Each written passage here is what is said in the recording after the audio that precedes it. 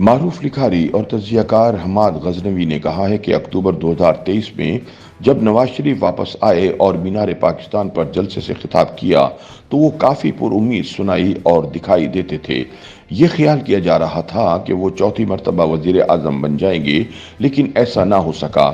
آج حالات یہ ہیں کہ میاں صاحب لوگوں سے بہت کم ہی ملتے ہیں۔ پارٹی صدارت سنبھالنے کے بعد نواز شریف نے ایک آدھ پارٹی میٹنگ بھی کی، مگر وہ سیاست میں متحرک نہیں ہو سکے۔ ایسے میں سوال یہ ہے کہ کیا یہ عمر اور صحت کا تقاضا ہے یا نواز شریف ہمت ہار بیٹھے ہیں؟ اپنی تازہ سیاسی تجزیے میں حماد غزنوی کہتے ہیں کہ فروری الیکشن کے لیے مسلم لیگ نون کا نعرہ تھا پاکستان کو نواز دو۔ فوج اور عمران خان کی شدید کشیدگی کے پس منظر میں نواز شریف کے چوتھی مرتبہ وزیر اعظم بننے کی راہ میں بظاہر کوئی رکاوٹ نظر نہیں آتی تھی، لیکن رہنما برملا دعویٰ کر رہے تھے کہ ان کی بات ہو چکی ہے۔ یہ وہ منظر تھا جو نواز شریف اور ان کے حامیوں کو سامنے نظر آ رہا تھا، مگر پھر سانحہ 8 فروری ہو گیا۔ نواز شریف بری طرح اپ سیٹ ہوئے، لیکن اس کے باوجود وہ وزیر اعظم بن سکتے تھے۔ لیکن اس صورت میں مریم وزیر اعلیٰ نہیں بن سکتی تھی، کیونکہ ایک کوٹا سسٹم شریف خاندان کے اندر بھی موجود ہے۔ ایسے میں نواز شریف پیچھے ہٹ گئے اور اپنی بیٹی کو آگے کر دیا۔ حماد غزنوی کے بقول نواز شریف اب پہاڑوں میں رہتے ہیں۔ آخری بار انہیں راوی اربن ڈیولپمنٹ پروجیکٹ کا جائزہ لیتے دیکھا گیا تھا۔ کچھ دن بعد خبر آتی ہے کہ وہ سیاست میں متحرک ہونے والے ہیں، پھر خبر آتی ہے کہ وہ علاج کے لیے لندن جانے والے ہیں۔ ایسے میں سوال یہ ہے کہ کیا نواز شریف کی سیاست سے ناگہانی رخصت کا وقت آ چکا ہے؟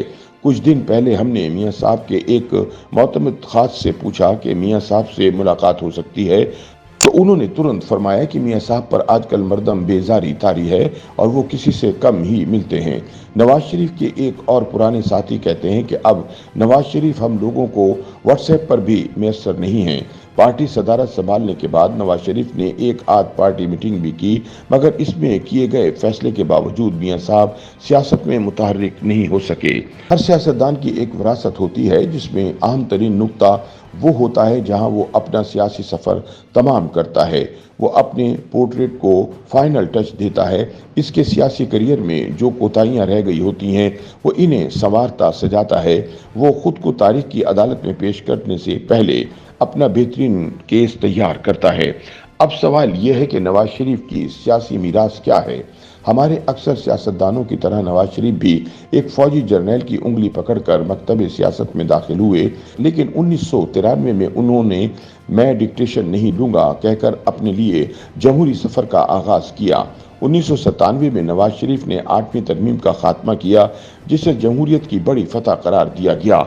1999 میں ان کی حکومت کا تختہ الٹا گیا اور انہیں گرفتار کر لیا گیا۔ ان کی تیسری حکومت کو ثاقب نثار اور قمر باجوہ کی جوڑی نے ایک منظم سازش کے ذریعے زمیں بوس کیا اور نواز شریف کو جیل کی کال کوٹری کے سپرد کر دیا۔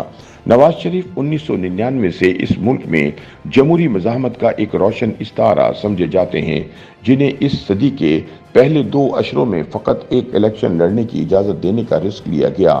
وہ لگ بھگ 25 سال تک پاکستان کے مقبول ترین سیاسی رہنما رہے ہیں۔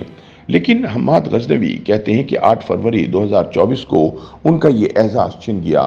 ان کی اینٹی اسٹیبلشمنٹ شناخت دھندلا گئی، ووٹ کو عزت دو کا نعرہ بے صدا ہو گیا اور مسلم لیگ نون نے فوج کی واضح حمایت سے شہری اقتدار میں سکونت اختیار کر لی۔ آپ فرض کر لیں کہ نواز شریف کی عملی سیاست کے دن اس مقام پر تمام ہوئے، تو ذرا جمع تفریق کر کے بتائیے کہ تاریخ انہیں کس مسند پر بٹھائے گی۔ نواز شریف کے حامی یہ منظر حیرت سے دیکھ رہے ہیں۔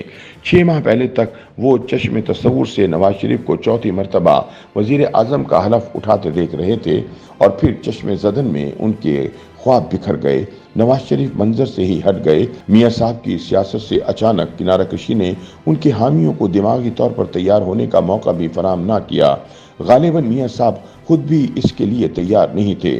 جھٹکا شاید اسی کو کہتے ہیں۔ یہ دوست اپنے لیڈر کی سیاست میں واپسی کے حوالے سے قیافے لگاتے رہے، مگر ہر گزرتے دن کے ساتھ نا امید ہوتے چلے جا رہے ہیں۔ اگلا منظر بھی دھند میں لپٹا ہوا ہے۔ نواز شریف کی سیاسی جانشین वजीर आला पंजाब हैं, मगर वो तो 16 घंटे जाफिशानी से एडमिनिस्ट्रेशन के फराइज अंजाम देती हैं और सियासत के लिए तो उनके पास वक्त ही नहीं बचता।